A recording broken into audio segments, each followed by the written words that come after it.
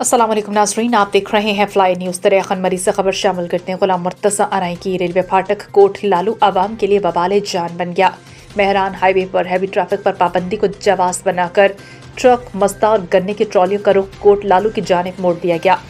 پھاٹک بند ہونے کئی گھنٹوں تک ٹریفک جام ہونے کی وجہ سے شہری شدید مشکلات کا شکار ہو گئے۔